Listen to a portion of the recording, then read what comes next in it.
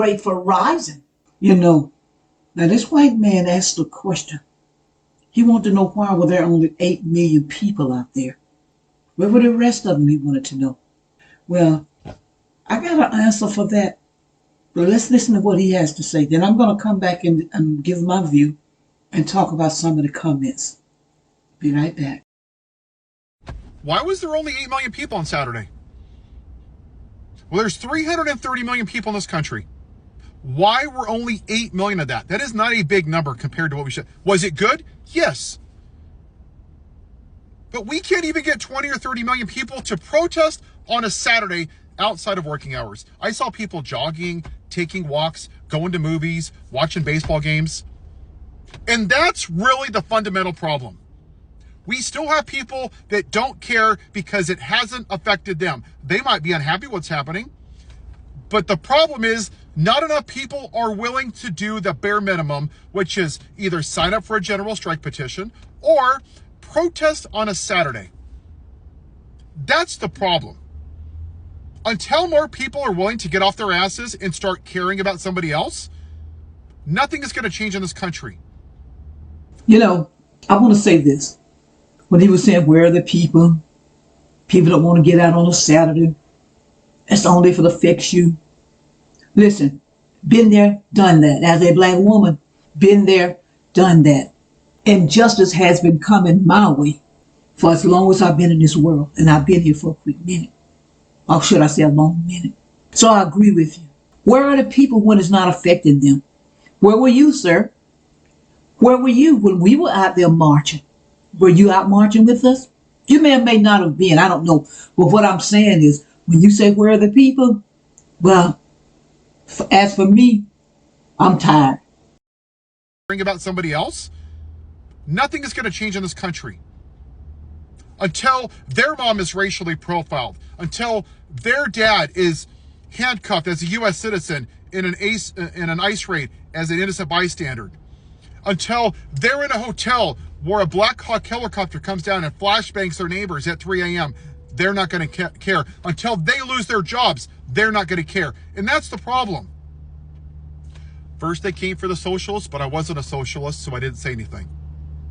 Then they came for the union workers, but I wasn't a union worker, so I didn't say anything. Then they came for the Jews, but I wasn't Jewish, so I didn't say anything. And then they came for me, and nobody was left to help me. And that's what we're doing. Too many people are on that last sentence because it didn't affect me. And until we start giving a shit about other people, then we're not going to change and we're not going to stop what's happening. Hey, you know, I agree with you. Until we start caring about what's happening to other people, we're not going to do anything. Well, listen, as a black person, I've been saying it all my life. Nobody cared because the whites didn't care. Oh, it's just them niggas. The immigrants didn't care because they thought they were better than us.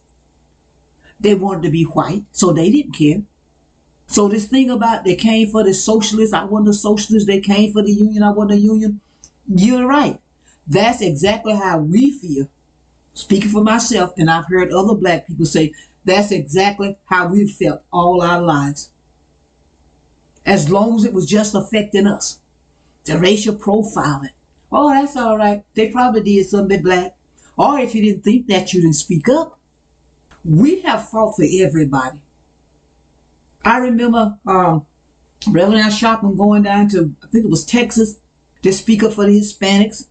After the Hispanic man had said that white folks should leave them alone and go after black people because the Hispanics are trying to have something.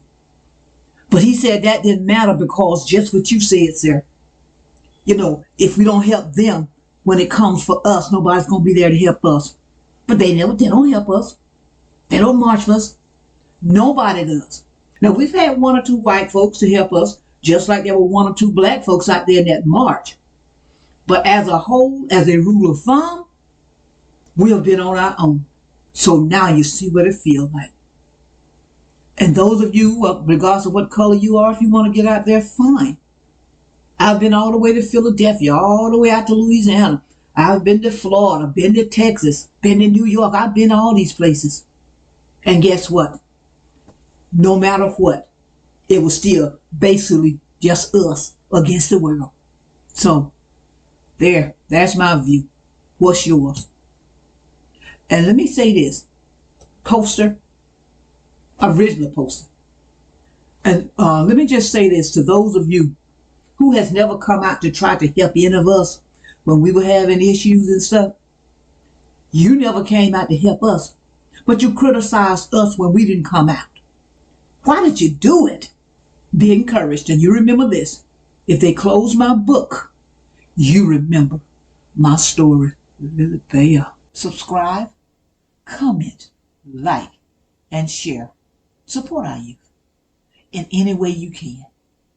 Keep on churning till the butter comes. Albert C. Richardson, a black man, patent the butter churn U.S. patent number 446470, February 17th, 1891.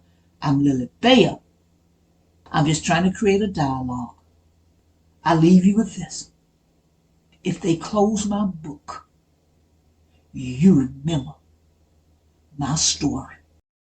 A Nat Turner Runner production. Lock and load. Lily Bear. Be encouraged.